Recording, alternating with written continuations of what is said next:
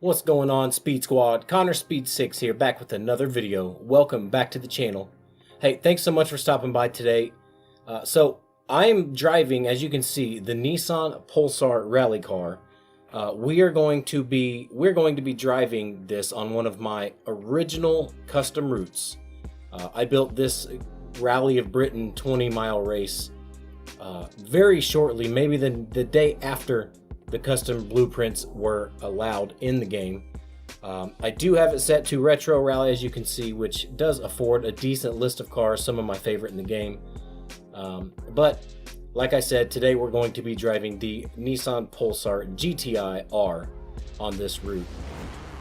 So I actually used this car recently in an online lobby with some subs. Unfortunately, I wanted to use the VOD from Twitch, but the audio did not record or sync throughout most of the video, so that's been scrapped.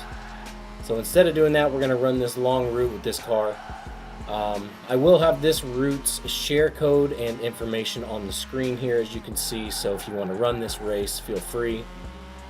I do have this Pulsar GTI R tuned to A-Class Rally, stock drivetrain, stock motor, and just did the upgrades to the top of A-Class. But it's a really, really good car. I was kind of surprised by it. I was expecting this thing to be just a little mushy, understeery car that lacks some power. It is not the fastest A-Class rally car out there, of course. So it's not going to be OP, but I can tell you it is a hell of a lot of fun to drive.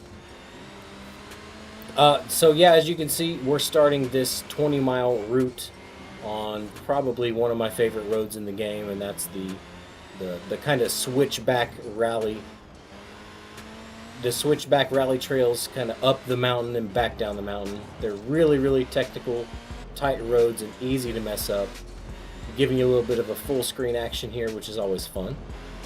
But yeah, this car is pretty awesome. It's really fun to drive. It sounds pretty awesome too. The stock motor is fantastic. I didn't do the RB26 swap because I don't want to. I don't like that motor.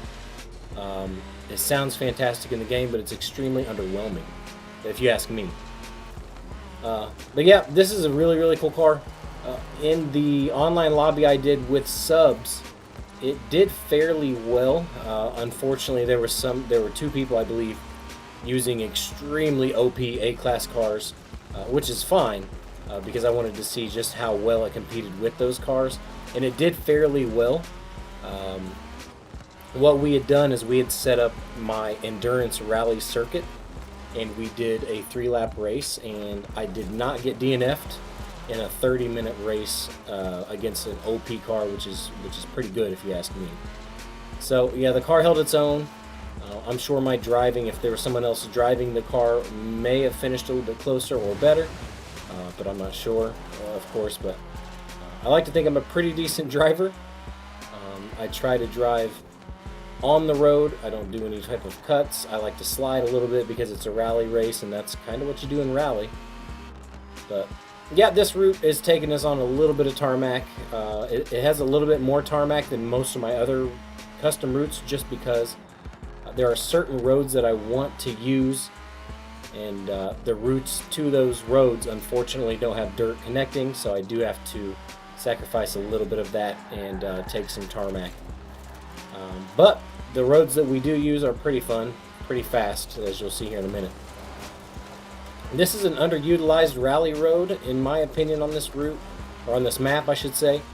The tight and twisties, and then through the water splash coming up here, it's always very fun. This car does get very unsettled in the water, as you see right there. It pulled me hard to the left. Wasn't expecting that. But yeah, that's the only issue that I've noticed with this car. I may have to adjust the tune a bit. Taking it into the train yard for just a little bit of fun here. It's really unique, and it makes this track pretty fun. There's a little bit of a jump, which obviously is not realistic to real life, jumping off of a platform. But it's still really, really fun, and something a little bit different. After all, it is Horizon. It's not Dirt Rally 2.0. So we get to do this type of stuff in Horizon for good reason. But yeah, it's a It's a different little section of the track or the map that's not necessarily always used for rally routes, especially mine, as I try to keep them more authentic than not. But yeah, it gives you a little opportunity to slide around, dodge and dip a little bit into these tight little corners, and then we're now exiting again back out to the original route we were on. Just a minor detour. Yeah, hey, while you're watching, hey, do me a massive favor. Please drop me a like. Leave me a positive comment in the video, or leave me a positive comment in the comment section below. I always love hearing from you guys. You know, good or bad, it's fine, but, you know, I would prefer to have nothing but positive comments, but, you know, that's just not always an option. If you're new to the channel, please be sure to leave me please be sure to subscribe. It really means a lot. I know subscriptions aren't important. It's all about views here, but I want to build the community. I really love the community I already have, and we are on pace for a pretty good year this year and next year. COVID be damned. But yeah, as you can see here, we're on a very, very long bit of tarmac. It's very straight, very fast. So if you have a super fast or super fast on high end or top end rally car, I should say, this would be a very, very good road or route to use it on. You got to be careful though. Topping out there, you've got to drop down to first or second gear depending on the class in the car. Rip it around that, I'd probably say an 80-degree corner. It's a little bit tighter than a 90. Cycling past the camp area, uphill. We're heading back up towards another rally route. I really wanted to show you guys more first-person racing in this. I honestly don't think I do it enough. I just prefer the third-person driving. I can see the car. I feel like I can feel the car. The weight of the car shows more. But yeah, here we got a super tight hairpin from tarmac to dirt. Easy to overshoot that. Very easy. And I believe the AI all do it. I'm not sure. I don't look back, but on the races I've done in the past, they all overshoot it and just look like a bunch of plebs, which they are. We know that. Yeah, getting on to some of my favorite roads. We're going to be touching a little bit of mud here in a minute. But let's talk about the car. The car feels really stable. There are some moments of some slippiness out of the back end, but that's okay. You know, for an all-wheel drive car, it's not super understeery.